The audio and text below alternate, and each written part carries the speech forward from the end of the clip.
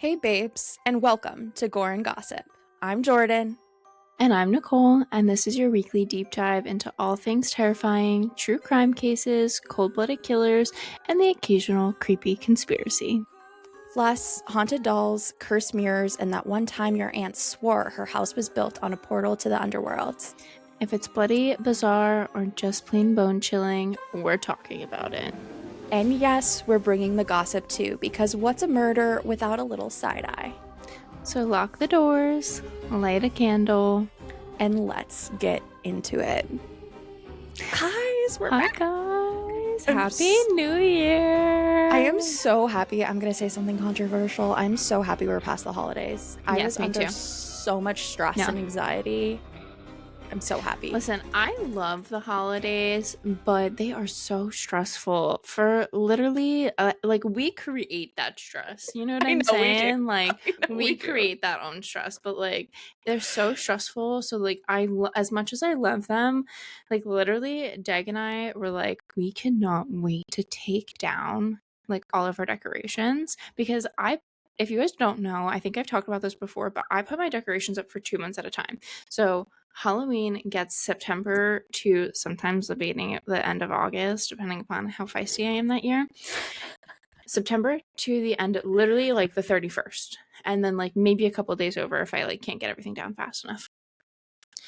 Then my Christmas decorations get everything from November to the end of December, beginning of January-ish. And then immediately come down within the first 2 weeks of January. It does not stay past because I don't want everything up. It's cluttering my house. It is cluttering. Where my Christmas tree is in my living room, and it was taking up space where the baby stuff is, and it was making my baby her stuff so cramped, and it was driving me nuts because it felt like trying to clean up her toys at the end of the day was just this huge task.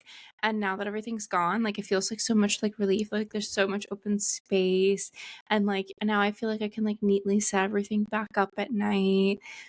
I feel so much better.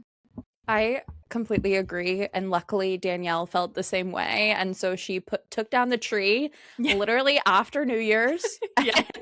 She just started taking it all down, and I was like, okay, this is great. This is fabulous. It's now back to our little sanctuary. There isn't clutter. The cats aren't trying to knock down the tree. Yeah. Everything is back to normal. What was the second, Friday or whatever? Yeah. That was the first day. So Dag was sick all throughout that week of New Year's Eve.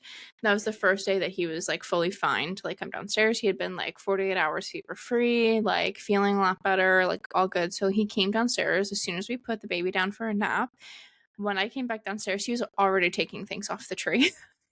He was I just want to get it all gone. And I was you know what? And then while she napped, we just took everything down. So when she came back downstairs, she was where is everything? It was Where's a the whole lights? New world. Yeah.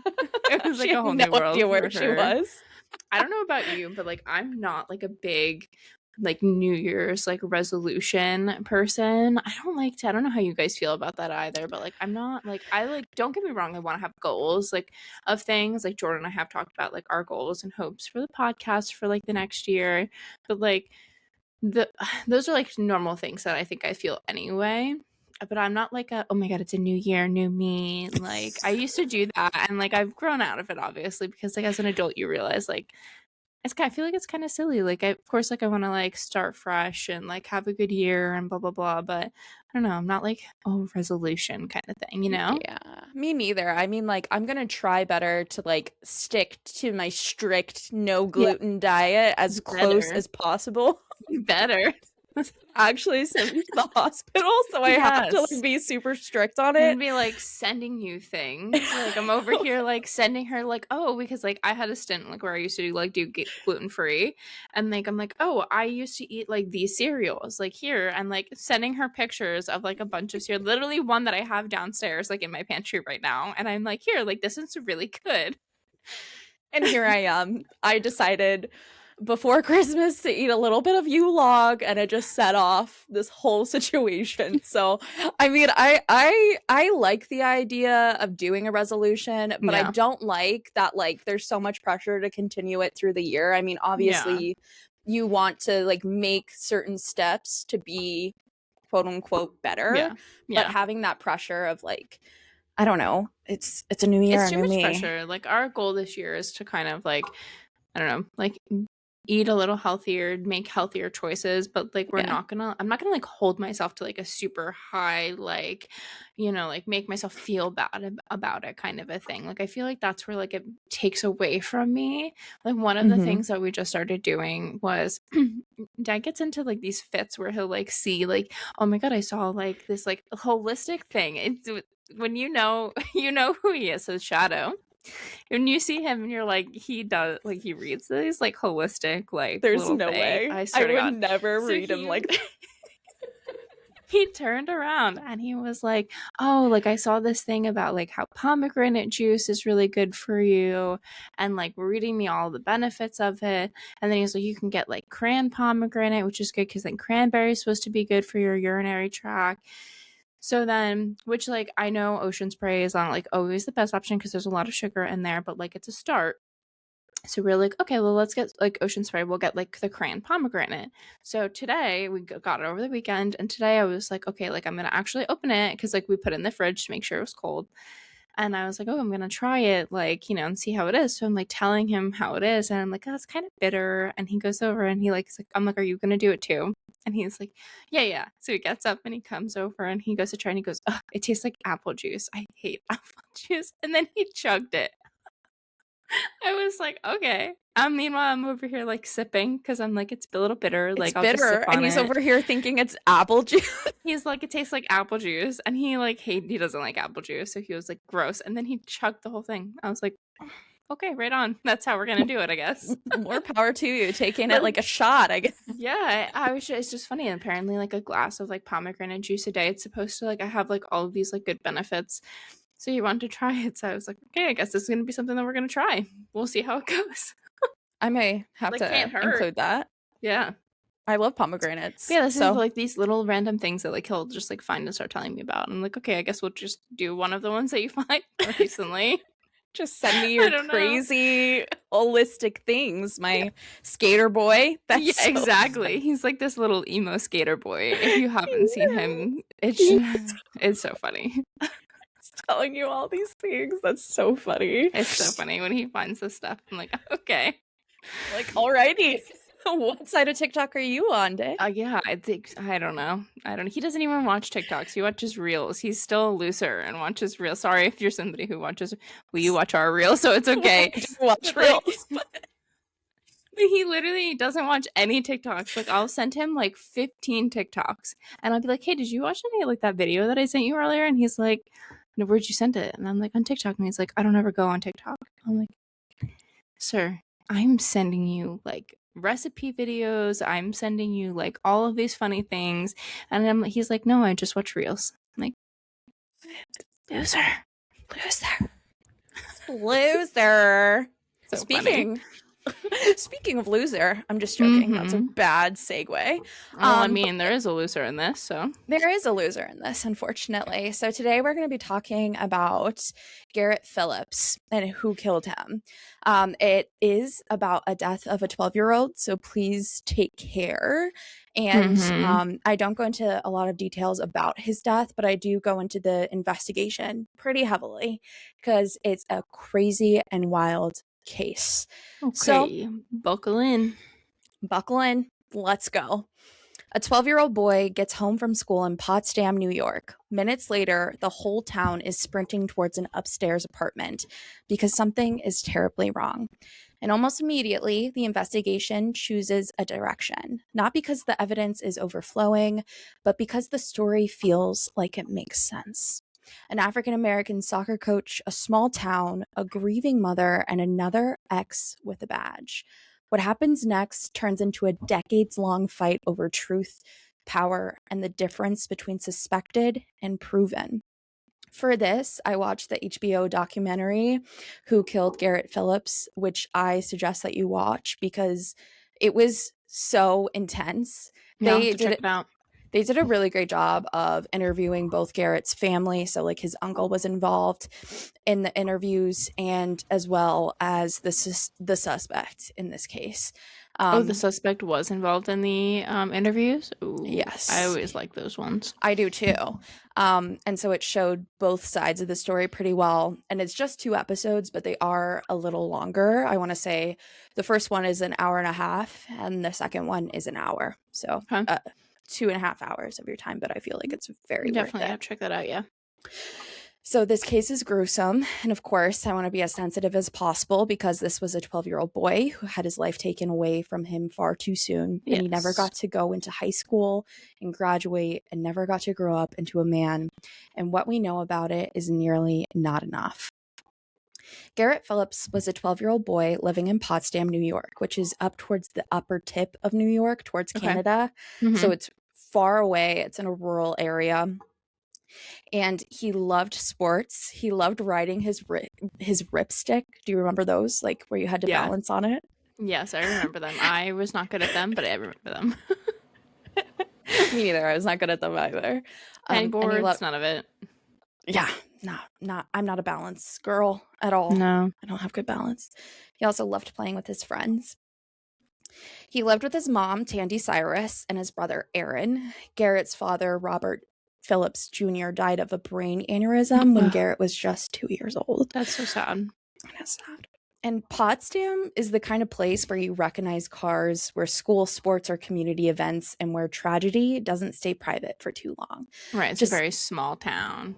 Everyone knows everyone. There's like half of a degree of separation to literally everyone around you.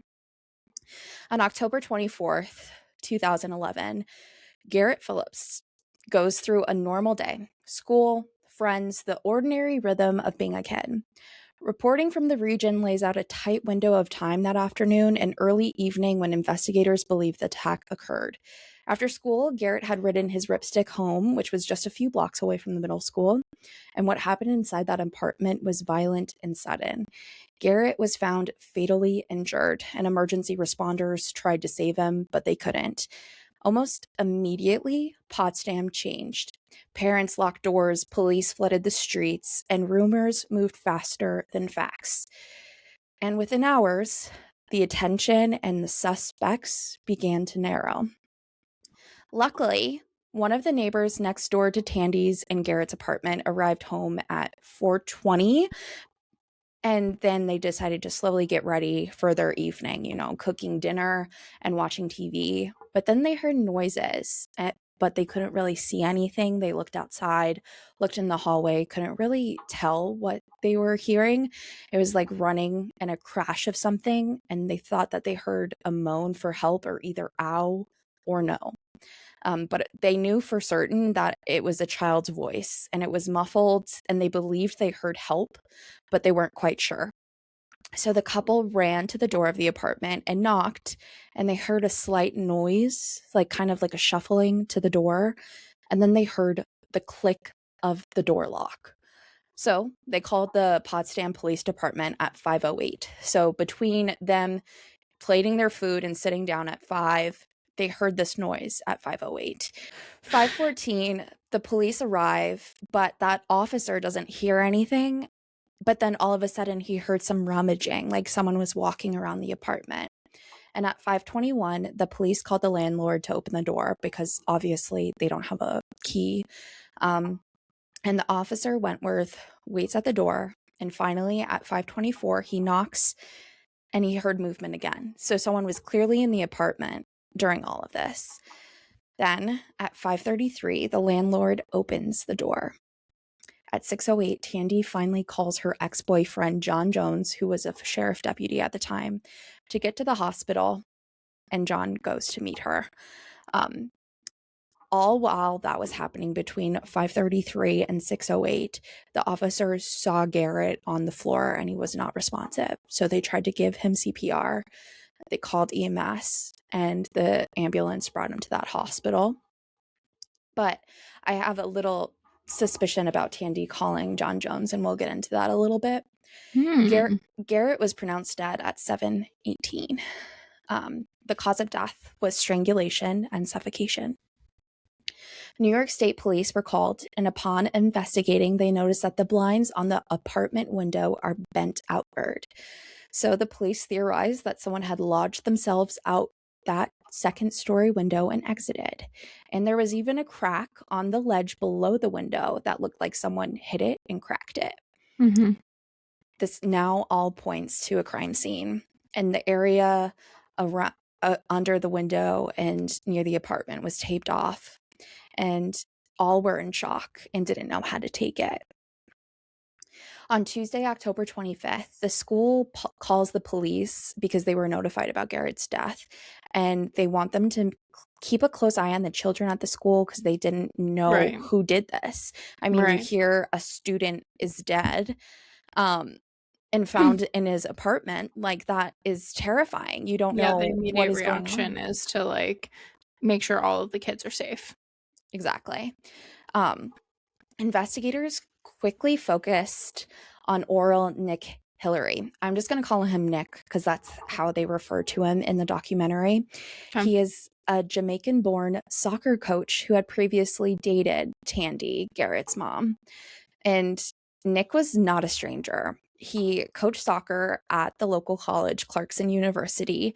He was visible and known, and crucially, he was one of very few Black men regularly seen around Garrett's life. You have to imagine this is literally rural New York State. You're not going to see that many people of color up there. In a town where most people could list the Black residents from memory, Nick stood out. But that does not mean guilt. But what it does mean was he was easy to picture when fear demanded an explanation. According to later reporting and legal filings, Hillary was stopped, detained, searched, and treated as the primary suspect very early on. Meanwhile, another man in Garrett's life, John Jones, a white St. Lawrence County Sheriff's deputy and a former partner of Garrett's mom, was investigated but ultimately cleared. From that point forward, the case splits into two narratives. One side believed police followed the evidence, and the other believed police followed assumptions, then tried to make the evidence fit. And throughout this, obviously, the media is going to go wild. There is a 12-year-old boy who is killed. They don't have any of the information. So the media began a frenzy, and many stories were coming out that kids were horsing around and playing a game called Knockout. Have you ever heard of that game before? I feel like maybe. It's like where you stand up against the wall and you cross your arms and you have your friend like press into you until you pass out. Oh yeah, I never did that. Yeah, me neither. No. But the media I don't know very many kids who really did. I know we like talked about it, but I don't personally know. Like, I mean, if they did, I didn't know anybody that really did. I didn't either. No. And Garrett was killed that way. That's what the press was putting out. But the press were reporting this as a fact, despite police not even speaking to the mother first. So they were already like reporting this as fact. So on Tuesday, the day after Garrett was found dead, at 8:38 a.m., police called Tandy in for an interview. And this was notifying her that it was officially a homicide and they were investigating. She last had contact with Garrett at 4:30 p.m. when he was still at the school, and she told him to come home.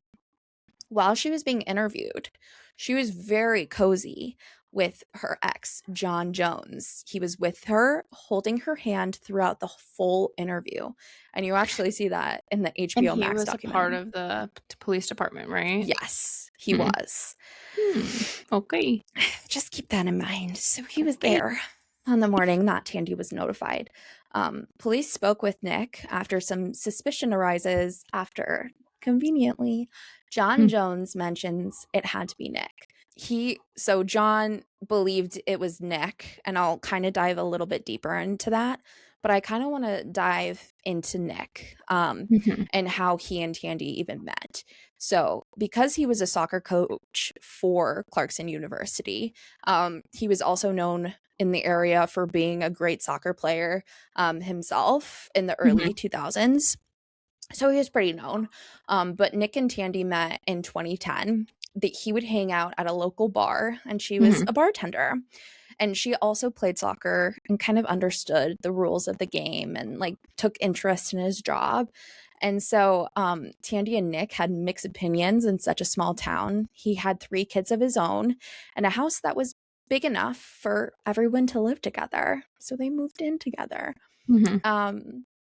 Through them dating, though, Garrett's peers made some comments about his mom dating a black man and picking on Garrett because of it, which in turn made Garrett not like Nick at all. And it was very obvious that he did not like Nick. As a child, I get it. You're being picked on, so of course you're not going to like the person. That's the reason for you being picked on. But those kids are little shits for that. Horrible. Just little shits. Just terrible, terrible kids. Yeah. Which actually became the root cause of what led them to split, was because Garrett and his brother started to resent Nick and not like him at all. And so Tandy decided to move out of the house to give them some space. And guess who helped her find a new apartment? Of course. John Jones helped her find a new apartment, and it was conveniently closer to John. And he even admitted that in the interview in the documentary. But while she was moved out, Nick and Tandy continued to see each other, but they kept it low key. And then they just decided that they would just be friends to avoid the bullying and criticism from her kids. And horrible. Which kind of led to people to assume it was Nick because he's the ex-boyfriend, and people were worried. Wronged. Yeah. But 2.5 hours after Garrett's death on the 24th of October, the police go to Nick's house, and it was a 5 to 10 minute interview. He had no idea why they were there. And when he was told, he was upset. He put his hands on his head. And while he was talking about this, you can really see his eyes just begin to tear up. And he apparently just sat in silence. And he said that he had just this numbing feeling all over him. And he had a loss for words. And so he decided to call Tandy and making phone calls to anyone that knew something because he wanted to know what happened. But when the cops came and told him, his friend literally told him that that's weird. Like, they don't give an ex a heads up that an ex's son is dead. Like, really think about that. Like, that's strange. So that's like a red flag. Definitely a red flag. I mean, normal in the sense of when you're thinking about like suspects and like he's an ex, so right off the bat, like he's gonna be put on a suspect list, right? Like immediately off the bat, because like anything within a certain amount of time is going to be added to a list just to figure out what could happen, especially in a small town like that. So them going and just like going to see maybe what his reaction was or anything like that isn't necessarily offhand weird or abnormal, I guess you could say, but it definitely puts him in the area of suspect, not like just going to inform him, right? You know? Yeah. And which is so wild because from the moment that John Jones heard about Garrett's passing away, he is like, Nick is the guy. Nick did it. And the New York State trooper that arrived on the scene even admitted in the documentary that they had to lock somebody up. Like, they have to. This is a small town. They can't just have a murderer walking free in the streets. Like, they need to do something. Otherwise, so then do your job correctly. Exactly. Like, there's no excuses for doing a sloppy job. Exactly. So the police want to get all of the ammunition that they can at this point. But in my head, I'm like, I understand why Nick would be the suspect, but like, why? Why? Like, what are the reasonings? Yes, he's the ex-boyfriend. Yes, they had lived together, but they had been broken up for a few months. And Nick claimed that it was like it was mutual. Like, they just decided to be friends. Amicable. Yeah. And then, like, what about other tips? Like, was there anything else about kids being seen in the area? Like, did they Right. see Garrett with anybody? Or just, like, what about other suspects? Yeah, literally Because anything else. anything else, like, And get not all only of the that, evidence. but like what else did you ask? You were there for 5 to 10 minutes, right? Did you ask him like where what his whereabouts were just to kind of like get an idea? You know what I mean? Like normally Mm. you feel like you'd be like, "Oh, just out of routine, like, where were you? Don't be like surprised if we call you back in for maybe a little bit of a longer interview." But like if you can tell that he had that visible of a reaction, that might tell you something right there. And then you might want to immediately ask, like, hey, where were you? Mm-hmm. Did they like not, you know what I mean? Like you're not Right. asking questions. You're not asking all of the questions, Yeah, which is kind of the theme in this case. They focus so heavily on Nick that the real murderers could have gotten away. And he was the easiest target because there was, of course. like I mentioned, there's not a lot of people of color in that Hmm. area compared to a larger city. And there was no easy way to get there. It's so far removed. And it was honestly in an economic depression Hmm. because in the area was mostly factories, and it was around the time when many factories were closing down because of Right. unsafe conditions. Hmm. And so that led to high unemployment and people struggling with lots of drug issues and just that kind of thing. And so the North Country in New York State is considered prison country. It's where all of the large Right. correctional facilities are, and Yes. that's where most people were employed. And unfortunately, most of the time, their only interactions with people of color was them being inmates, which Yep. is terrible. So Yes. if you don't ever have an normal interaction with someone of color and you just see them behind bars, you can kind of see how the people in the town were thinking. And I mean, it's not right. Especially, no, it's not right. And especially if they already have preconceived notions because you know that they do. So now that they're basically just like it's confirmation bias. That's Yes, that's that's exactly what exactly. it is. It's just confirmation bias for them. Exactly. And John and Nick, they weren't strangers to each other. They were acquaintances, in fact. Hmm. Um, Nick described John in the interview as the local sheriff guy. Not much Hmm. to say about him, just the local sheriff guy.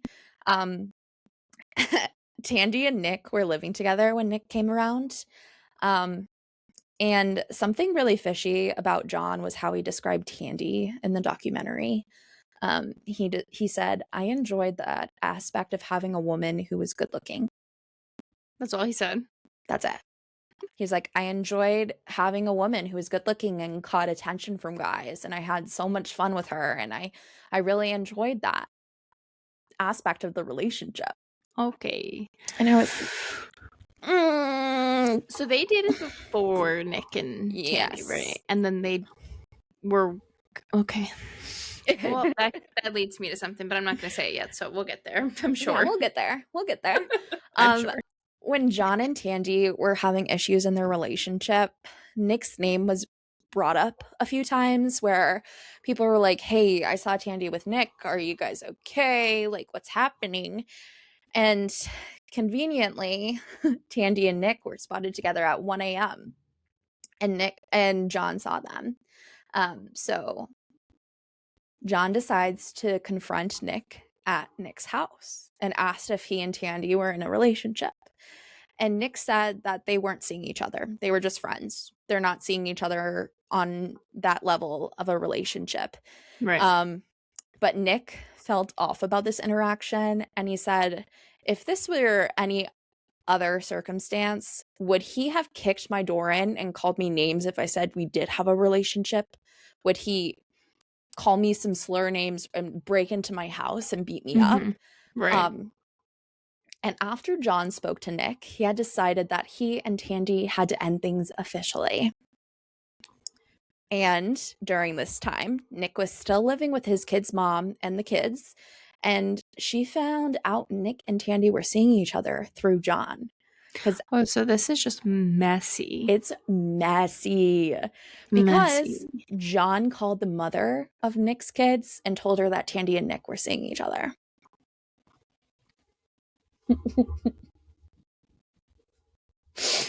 Okay. It's just so messy. It's so messy. So I'm getting from that comment of how he described Tandy, of how John described Tandy, I'm basically getting the vibe of he enjoyed seeing her with Nick, but then when it as you know, whatever that kind of situation is, but then when it got serious and he realized it was really serious, and then they he was able to get them to break it off, so because of the kids, so they broke it off. But then when he realized that they were still seeing each other after the fact, he became a little messy, a little messy boy. Just a little messy boy. Because that whole thing was messy to begin with. This was just a little side quest to understand the relationship between the three of them, because I feel like it's such a messy little triangle, considering that John got involved and continued to be involved in this investigation and also in Tandy's relationships, which is wild. Like, you heard that Tandy was in the outs with her boyfriend, so you're like, oh, I'll find you an apartment. Conveniently super close to me and super close to the if you're trying to win her back or whatever, that's fine. But I don't know, that just feels weird. I know. They just feel weird. They're just weird. Very weird. So during that same interview, the day after Garrett died, when Tandy and John were with the cops, Tandy started pointing her finger at Nick and decided that Nick did it and wrote it down in the report. And it hurt Nick deeply because they were together for a year. And a year is not like a little silly relationship. I mean, they moved in together. Yeah. It was really hurtful. And they traveled the world together. They went to different countries together. Wow. And they were together 24/7, 365, which is how he described it. And when he said that, his voice cracked a little bit. And I was like, poor Nick. I was like, he still loves her. That is awful. But of course, people can be manipulated and born and raised in a town and decide, she was kind of just feeling if she was going to be on an island on her own or side with law enforcement. And I'm sure there was a big push from someone right there to sway one way. So after Tandy officially names Nick a suspect, the police decide to have a stakeout outside of Nick's soccer practice out in Clarkson University. And they record it, and they allege that Nick had a limp on his right leg and was favoring one side. They conclude that he could have jumped out the window and received the limp by jumping off that window and onto the ledge that was cracked. However, if you watch the video, he actually is walking fine. I don't see the limp. I don't see it. And he is actually baiting the youngins to the locker room. He's ahead. He's not behind the kids. He's ahead of everyone. So, even if he was limping, he just finished a soccer practice with his team that he coaches. I'm sure he's probably doing some running around. Absolutely. And he's a fit guy. Yeah, he could have pulled something right then and there and just been trying to limp it off a little bit and then walked fine right after. I wish I mentioned this, but John actually mentioned how he's a fit guy and he doesn't just have a 6-pack, he has an 8-pack. He mentions that specifically. Somebody's a little jelly and probably has a little crush. Just a little man crush. And this is just the beginning of the investigation railroading a black man in northern New York. Which is horrible. It's terrible because he's a military veteran. He was a star athlete, and there was no indication that Nick could have done this. So, On the 26th of October, police order Nick to the station just 2 days after Garrett's death. The police had told Nick that the purpose of the meeting was to go over the student roster of Garrett's class because Nick had some of his kids in the same class as Garrett. So just to go over the roster and figure out who Garrett's friends were. And Garrett had obviously lived in his house for a year, so he would know Garrett's friends to Right. like You know pick some, them out. yeah, to some Yeah, degree at least, yeah. yeah, and that makes sense. He wanted to be helpful as possible, and like I mentioned, since all of the kids lived with Nick, he wanted to do anything to help resolve the situation, and he Right. genuinely just wanted to find who did this. Right. Um, while he was there, the police began haggling him with questions about when and like about like like his relationship with Tandy, Right. and like when did they start their relationship, who broke up with who, what was the relationship like what were you guys kind of like after the breakup, was there any Yeah. animosity? um because apparently in the small town, gossip was that he wanted her back so bad. I'm sure he obviously seemed to love her and care for her children who hated him. Right. Like, Right. Um, so during that same time that police are interviewing Nick, they also interview his best friend Ian. And even Ian noticed that Nick's car was there. He was like, "Oh, that's Nick's car." Like they just probably wanted to bring us in just to see what we know about Garrett, his whereabouts, that kind of thing. mm-hmm. Um, then they began asking him questions like, is Nick a player? Was Tandy more special or just one of many in a long line of girlfriends? What was Nick's background like around dating? Which is weird. Yeah, that is weird. So Ian What does was that like, have to do with anything? Ian is like, I'm here for Garrett. Like, why are you asking me about their relationship? Mm-hmm. Um, so once the police so while that was happening with Ian, the police began to start asking Nick some even more leading questions about his kids. Like, how do your kids feel about you? Do you have a good relationship with your kids? Like, very weird questions. Yeah. And so Nick gets defensive, and the police even say, you're free to leave whenever. And so Nick wanted to help, but he was also scared. So he was Yeah. like, am I a suspect? Because you're kind of telling me I'm free to leave, but I'm not getting the impression I am, Yeah. especially with these questions. Mm-hmm. And they don't answer a yes or no. So Nick shuts down and he is like, I have practice in an hour.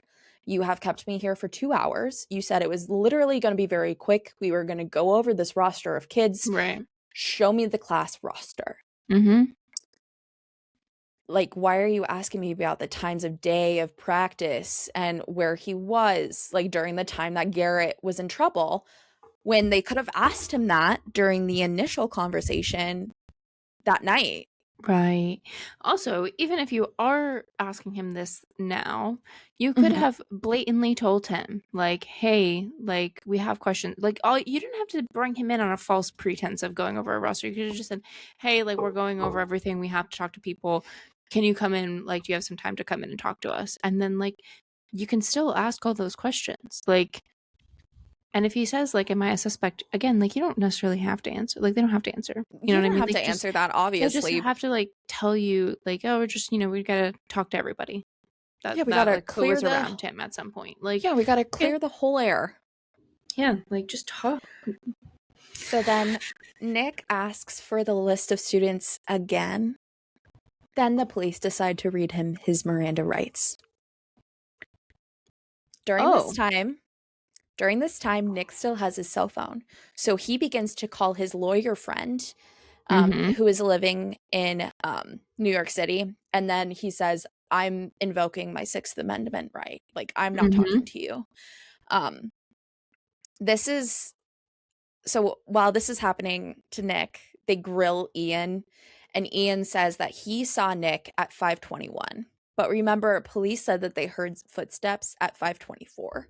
So that wouldn't really be possible considering that Ian lived like, what is it, like a quarter of a mile away from Right. Garrett's house. So he would have to like full on sprint to get there. Yeah. And the Like police are like, he's a fit guy. He could do it. in 3 minutes? Jump off that window and be perfectly fine running that. I don't Okay. foresee that. I mean, Yeah, I don't either. I don't know. Um the police then say in verbatim, you're in trouble. You're in trouble. You're in Basically big saying trouble. you did it. You're the one that did it. And then Nick says, "Why am I here if you already know?" Which is a little, that's a little spicy of him to say. Not the Yeah. best thing to say.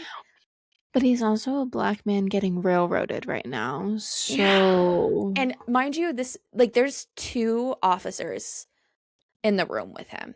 yeah. Not just 1, 2. There's the Potsdam Police Department, one of their deputies, and then Right. also the New York State Trooper. And New York State Troopers scare me. They're scary. They're a little scary. So Nick is getting like visibly upset because he's like, oh my God, they're gonna pin me on this when I didn't do it. And so he stands up and he was trying to leave, but he was blocked by a trooper. Mm-hmm. So all while this was happening, they get a search warrant for his house and to also look at his body, just to see if there was anything that pointed to him breaking his ankle. But conveniently, while this was happening, his ankle that he's walking on. Yeah, walking just fine, mind you, as he's pacing. Yeah, so I'm like, what? All while this is happening, when they're interviewing Ian and Nick, they have a press conference scheduled at 10. So it's happening like 15 minutes before the press conference that they're interviewing Nick and Ian. Just to throw that in there. Once they receive the search warrant, they take photos of his body in that same room, ask for his shoes, ask him to take off his pants and his shirt. And as they do that, they spot an ankle injury, which is literally like a scab. Like this big. And like a quarter size. And they're like, oh my God, that's the broken ankle. That's he could have totally got that, like scraped his leg on that. Mind you, this is 2 days after Garrett's death. Scabs don't form that quickly if I'm crazy. And it looked like it was pretty old. Like it was dark brown. Yeah. I don't think scabs can form that quickly. No, it's still 2 days. It still would have been like pretty fresh or like just starting to heal over, depending on like how deep the cut was or scrape was or whatever. It would have to have been like kind of deep, and then like to scab, it's like takes a like minute, a week or so or something like that. It takes a minute at least, yeah. And so Nick was like, I got that when I was moving furniture in my apartment. Right. Fair answer. But then the police in the interview, they're like, I would love to ask Nick what piece of furniture it was he was moving. Because Nick never said what piece of furniture it was. Right. He was like, today I would love to ask Nick what piece of furniture. And I'm like, dude. What? Wait, so in the interview in the documentary, he says that he wanted to ask him what. Yes. Why does that matter? Like, why does that matter? The more specific detail, do you think the better? I don't know. Okay. I don't know. I'm not a police officer, but that's weird to me. Yeah, this is like interesting. This is more than a decade since this happened. Yeah. But they did a strip search and they also photograph him naked, which it could be typical in a search warrant. They never arrested him and they allowed him to leave in a hazmat suit since he was photographed naked in the room with several police officers in it.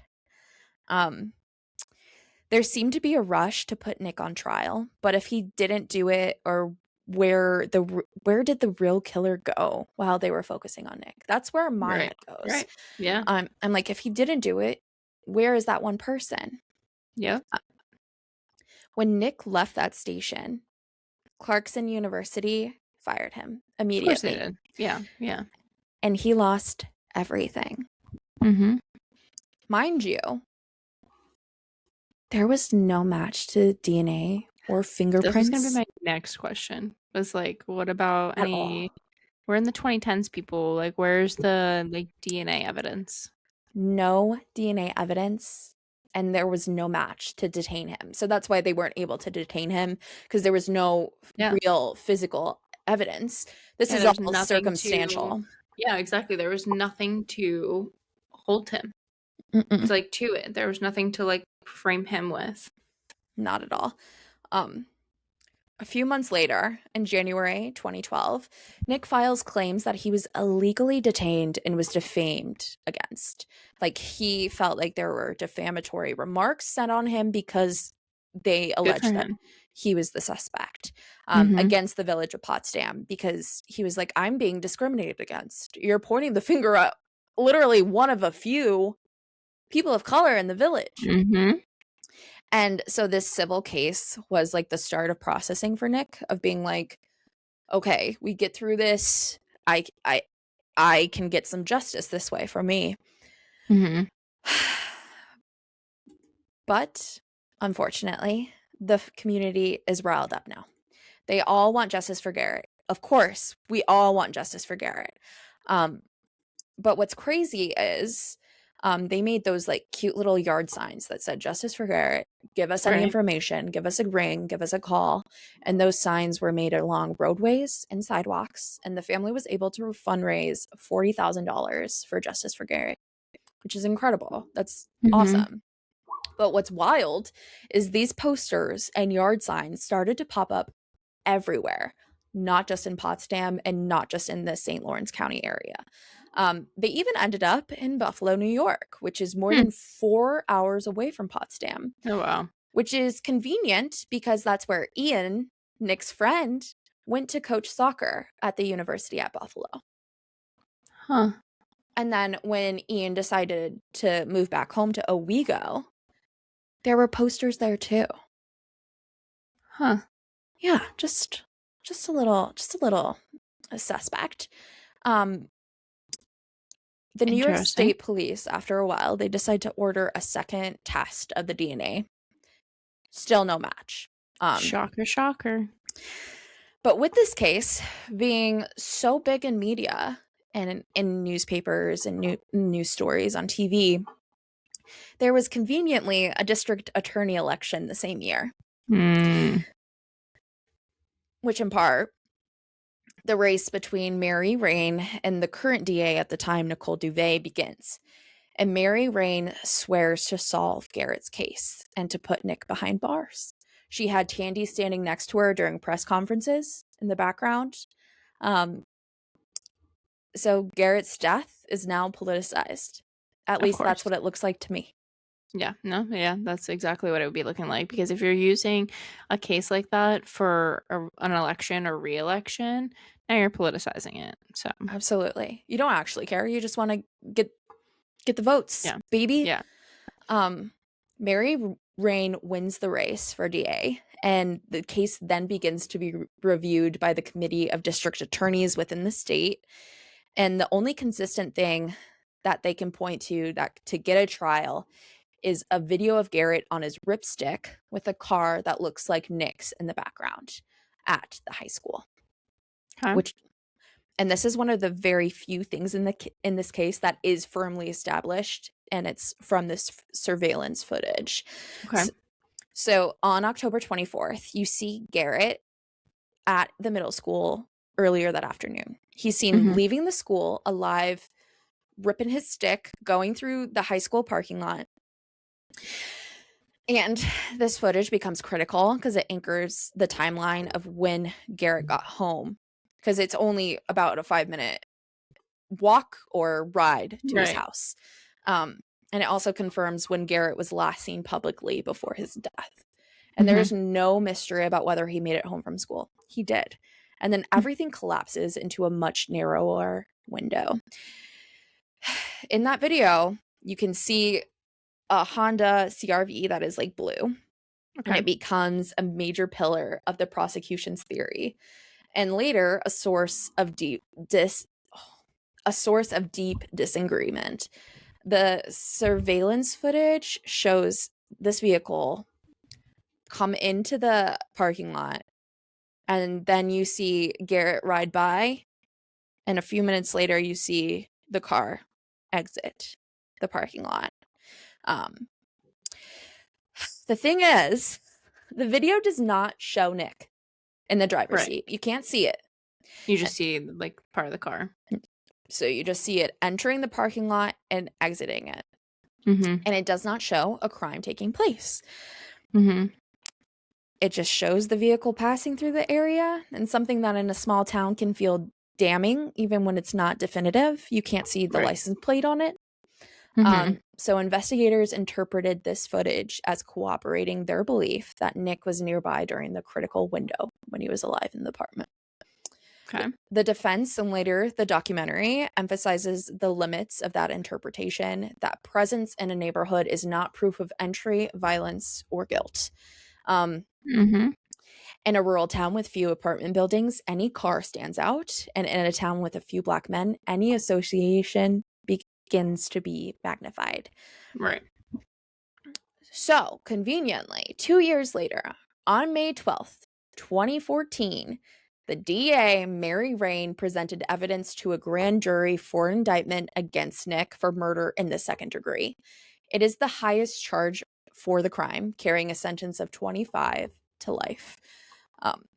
3 days later, the grand jury returns an indictment and Nick is arrested. Based off of a car video, like a the video surveillance footage. Oh, Jesus. Just the footage. Oh, lovely. For 70 days, Nick was held in jail, and more information was brought up for hearings, which then means that there's more time because they have to review it. The judge has to review it. The jurors have to review it. Defense, prosecution, etc. And every hearing brought up more evidence, allegedly. So in July 2014, Nick was released on bail. Shauna Kay, Nick's oldest daughter, said that she was friends with everyone. And after this case, she had to become vigilant and was now ostracized. She was in high school when this happened, and she had to testify in front of a grand jury for her dad to be his alibi. That's horrible. It's awful. And just wait. Your child to like have to be in that kind of a position is just horrible. Just wait. You're going to be blown away. Oh, lovely. In October 2014, the judge dismissed the indictment against Nick Hillary, citing misconduct because Mary Rain had badgered Shauna Kay, kept asking her the same question over and over, rephrasing it just to try and cement the timeline, is what she said in the documentary. Mm-hmm. And she was also asking her irrelevant questions as well. Oh, lovely. So after the judge dismissed it, come February 2nd, 2015, Mary Rain convenes another grand jury, and Nick is indicted for the second time. They did the exact same presentation a second time. So they presented the evidence and everything the same way. Right. And each time that there was even a simple update to this case, one news outlet, North Country News Radio, would post any updates, like literally like a hearing scheduled, that kind of thing. They would have the most heinous comment section. So bad that they had to turn off all of the comments on any story that they posted about this. Literally so horrible. Like terrifying. Because usually you're not allowed to do that. And it's just super sad. Yeah, that's horrible. Okay, we'll keep going. So sorry, I had to mention that because my God. No, that's literally horrible. Like, then why even like you should just like stop reporting on it at that point. Like, just move on. Just move on. So let's go down another side quest. So as I mentioned, John Jones seemed to be kind of angry, a little racist. Probably. Why would this former boyfriend go against Nick? I mean, wouldn't you want Tandy, if you did love her as much as you said you did, don't you want her to find someone that can like take care of her and that kind of thing? No, of course not. Well, 10 months before Garrett died, Tandy wrote a complaint and said that she feared for the safety of her children because of what John had carried out. It doesn't go into specifics, but there is a complaint against John. for her to receive an order of protection. He had sent her threatening text, and then he sued her in small claims court. Even crazier, though, John was calling dispatchers the night that Garrett passed away to see who was at the crime scene and what evidence they had. He wasn't a part of the investigation. He was off that night. Just sit with that. Okay. Okay. And remember how I said that Tandy and John were together at the ER? Right. That night? He was doing that while he was at the ER. Okay, to play devil's advocate for like 1 second. Play devil's advocate. Go for it. For 1 second. Like, he's in the police department. Maybe she just wants to know information. So he's trying to find out information because, like, maybe they think, like, this will help them know who did it. To play devil's advocate for 1 second, but I don't think that's actually what happened. I just had to throw that in there. Thank you for playing devil's advocate. For 2 seconds, and now I'm back to no. That was weird. So there was like no denying that John helped in the investigation. Right. He even like showed up to see if the other cops could provide him any information at the crime scene. He called the chief of police, the lead investigator, some of the New York State troopers. It's just really interesting. I really highly suggest that you watch the documentary because it's so crazy. Yeah. It's always interesting when they get themselves involved, right? And then you can tell me about his vibes and how you feel about him. Yeah. So just to like make sure that they got other photos of people, John provided DNA and photos of himself. But there were no face shots, no naked pictures like they did to Nick. And he was still wearing pants. He just pulled up his leg of his pants. Okay. All right. Well, just to say that, yeah, they were looking into other people. But those were the only other photos that they looked into. Right. So, 2 years later, in 2016, suddenly, there was a DNA match through StirMix, which was like a brand new DNA testing software that had come out the year prior in 2014 and was accepted by states in 2016. So it wasn't accepted by many until this point. There was DNA found under Garrett's fingernails, and there was a partial profile that was allegedly connected to Nick. Oh, okay. Mind you, they had cleared Nick due to no matching DNA, fingerprints, and no physical evidence. So where did this come from? Well, there's now a pretrial hearing to discuss this new evidence that was brought forward by DA Mary Rain, our girl, Mary. Not our girl, just Mary. The trial was set to start September 16. But the judge throws out the DNA evidence because it is the smallest amount of DNA. I'm not even joking. It is like a percentage of a percentage. And isn't there like a thing with like how like a very small percent of DNA can like match to like not necessarily like anyone, but like it can yes. Okay. We'll go with that. I believe your like, science skills. I feel like I remember something about that, but I can't because there was another case that I like was looking at, and there was like something about how like a very small percentage of DNA can like ping up on like people even if it's not necessarily like a match to them. But don't quote me because I can't remember if that's actually true. That's okay. Also, the lab that handled this DNA was not a StirMix validated facility, which is very important because DNA can be mishandled so easily and very easily. And for this software, it needs to be in a validated facility. Otherwise, it does not count. Due to the amount of hate and kind of just the vibes in the town, Nick moved his kids out of Potsdam to New Jersey before the trial. Right.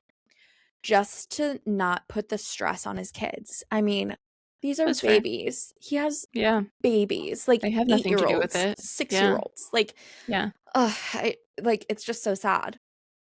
So while this was happening, while they were deciding to pick jurors and during jury selection, some jurors that were selected were actually friends with the Phillips family. And one was a friend of Miss DA Mary Rain. And she said in the documentary, "Oh, I know that they'll do good. I'll know that they'll look at both sides of this case." Oh, will they? Will they? Huh? I don't know if they will. So after they did the jury trial and after the prosecution kind of realized that they're not getting a fair jury, Nick, when they showed up to the first day of trial, Nick decided that he wanted to do a bench trial, a trial without jury. And the judge would be the sole decider of the case. Okay. Because he just was like, there's no way I'm going to get a fair trial at this. Yeah. Yeah. I mean, you have, in that kind of a case, I feel like you have a little bit of a better shot at getting a fair trial. But also, like, you don't know. You never know. You don't know. So 4.5 years since Garrett's passing, on the first day of trial, the defense and prosecutors go head to head. They're describing that night and the evidence, but one piece of evidence came to light was that the couple who conveniently was outside of the apartment were changing a tire in the parking lot of those apartments. And the couple had initially told police while they were outside they didn't see anything but only heard a ripping noise. Oh. But then all of a sudden, the boyfriend had a change of tune and had said he saw someone standing in the Phillips apartment in the window and that he had the stature and looked like Nick. Despite them both telling the police they didn't see anything in the report, which is why I didn't mention it. And I'm bringing it up now because I just like to sledgehammer these things. So the girlfriend at the time, who is now the ex-girlfriend, had called the boyfriend and said, you didn't see that. But he continued. Oh, she called him out. He continued and he said he did. And that phone call was recorded. And you can hear how angry he was. Just the like vitriol that was coming out in his voice. But luckily on trial, the boyfriend didn't not say that he saw a black male. He alleged that he saw a man standing in the window. Right, so he tried to backtrack a little bit. Yeah, just a little bit. Yeah. And another breaking piece of evidence that came forward, which is crazy. This was withheld from the defense. The prosecution had this piece of evidence. Apparently, an inmate at Attica Corrections alleged that they saw John Jones enter the Phillips apartment 15 minutes before Garrett on the day that he died. Oh, so this guy just happened to be like in jail and was like, hey, I saw that guy before I got arrested and came to jail. Well, this was like 2 years after the fact. Yeah. Well, 4.5. Yeah. Like, yeah. Even wilder, the inmate and John played high school football together. But when John was confronted about it in that HBO documentary interview, and he was like, how did you know him? John said, I don't hang out with a lot of black people. Because he's racist. So that led me to think, what else does the defense and prosecutors know that they're not telling each other? Right. And also the defense was pretty pissed off because they had like the media swarm them because they were allowed for recess to go and check on this piece of evidence. So the defense goes to speak to the inmate, and after a 90-minute interview, the defense decides against calling him to testify as a witness. He was credible, but he didn't remember everything to the 4.5 years since it happened. That's fair. Yeah. Yeah, that sucks, but that's fair. Yes. After hearing from the prosecution and the defense, the judge then reached a verdict. On September 28th, 2016, the judge announced that the case is based on circumstantial evidence, and the judge said that Nick is not guilty and had been acquitted. Whoa. I know. Okay, I did not think that was gonna happen. I know. I did not think that was gonna happen. I was shocked. Yeah.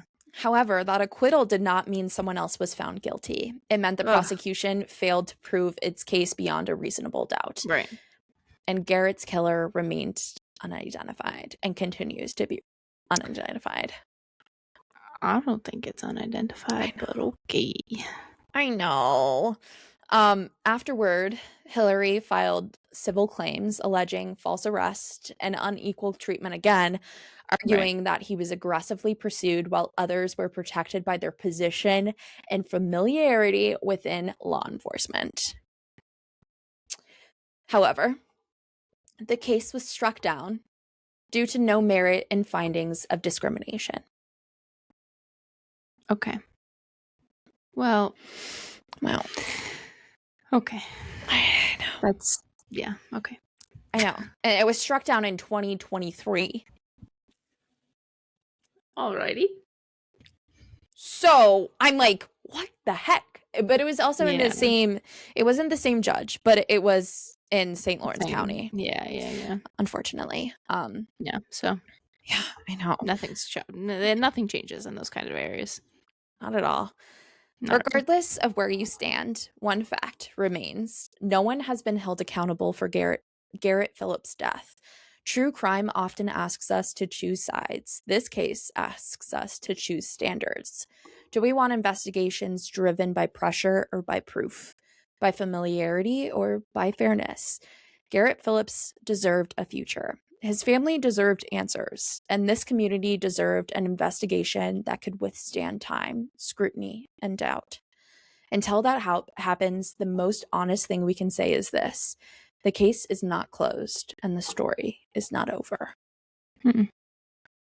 I wish there was more. I wish we would get more information. I would love for there to be more information that comes to light on this. I would love for Garrett's murder to be solved because he deserves to have that justice.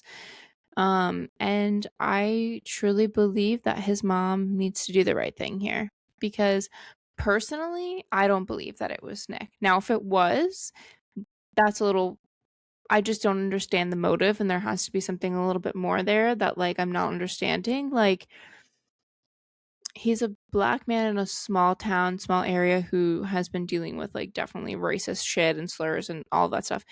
So he's gonna kill only one of his ex's children because he's mad that they broke up. Like, I don't feel like that's I don't feel like that's gonna be a motive, especially when you talk about the fact that he still obviously, like, seems to love her. Yeah. And, like, a visible reaction like that after being told that, like, you know, your ex's son was murdered. I don't know. I just don't feel it. I don't see it. I do feel like he was railroaded for sure. Let's say he even was the killer, right? He was still railroaded. And, like, the way that they handled it. If he was, then fine. Like, but, like, they still railroaded. They did not look to see two other suspects. There was a clear, obvious other suspect, and he wasn't looked at because he was law enforcement. Like, literally, it was because he was law enforcement. They literally wrote it off because he was law enforcement. And how often do we see that? So many times. All the time. Way too often. And it's just so heartbreaking because, like, Garrett never got the justice that he deserved. No. Instead, he deserves to have that justice. Like, instead, they just, like, picked on this poor man that just, like, wound up in this terrible love triangle situation. Like, that's how I view it. What the fuck is up with Ian? What is that? You were supposed to be Nick's friend, and now you're, like, going around to, like, wherever you are, and, like, sure, maybe you're trying to do something nice for Garrett, but, like, I don't know, that's a little weird. Okay, so it wasn't Ian. I didn't make that clear. I was followed him wherever he went. So, like, he would move to get away, and then they would show up. Oh, okay. I was gonna be like, what the so I was like, what the fuck is up with Ian? Because what do you mean bro. you're doing that, bro? Okay, that makes way more sense. Okay, that makes way more sense. Okay. Because then now, poor Ian. I'm sorry, I'll take it back. Poor Ian. Because like, why the fuck are you bothering this guy? He's just trying to live his life. Because he said that Nick wasn't there and he saw him. Get the fuck out. He didn't do anything. Like, obviously you were gonna railroad him no matter what, so like why did what Ian saying, yeah, I saw him at 5:21, what did that have to do with anything, bro? Leave him alone. Leave him alone. Leave him alone. Leave him alone. Leave Brittany alone. I love that. Oh my gosh. Well, yeah, I definitely don't believe that. Me neither. I definitely recommend that you watch the HBO Max documentary. Yes, I'm gonna have to check that out. And if you want to share your spooky stories with us, scary stories, or just like even like something weird. Yeah, weird, spooky, your own interactions with like whatever, like with a killer or like just, you know, potential killer, whatever. Send them in. Email us at goreandgossippod@gmail.com. I said it right. Let's go. Yeah, you did. goreandgossippod@gmail.com.